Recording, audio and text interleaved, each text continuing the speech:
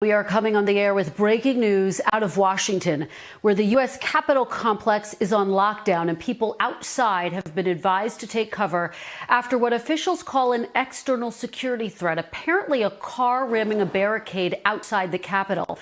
Now, shots have been fired. Our Pete Williams has been following this story and has the very latest developments of this ongoing breaking news. Pete, what can you tell us?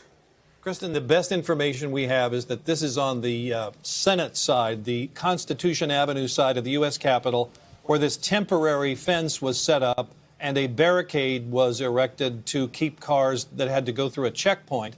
And a short time ago, a little less than an hour ago, that blue car that you're looking at ran past the barricade and would not stop, hit two U.S. Capitol police officers, injuring them, and then we're told by two different law enforcement officials that the person in the car jumped out of the car with a knife and was then shot by U.S. Capitol Police.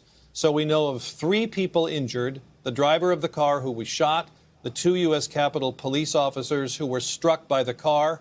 All 3 have been taken to the hospital. We're told that the injuries of one of the Capitol Police officers is considered critical. We don't know the condition of either the driver of the car or the other Capitol Police officer. And we don't know anything about what this person's motive was, what the background was, where they came from. It would seem to be more than just an accident if the person jumped out with a knife.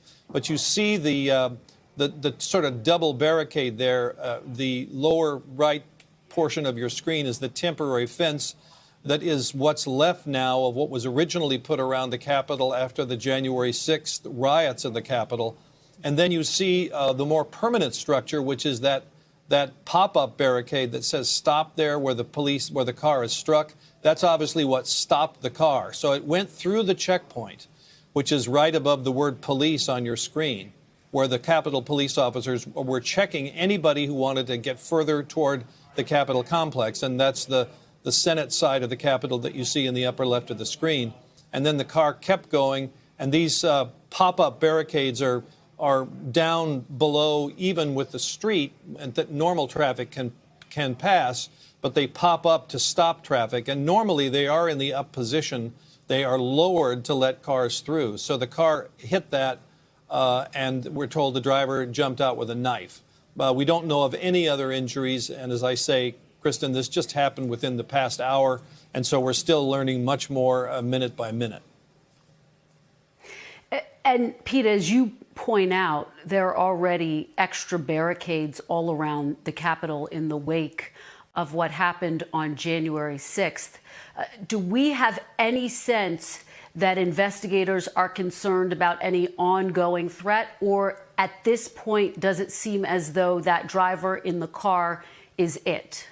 I think the honest answer to that question is they don't know yet. They don't know much about the driver. This just happened.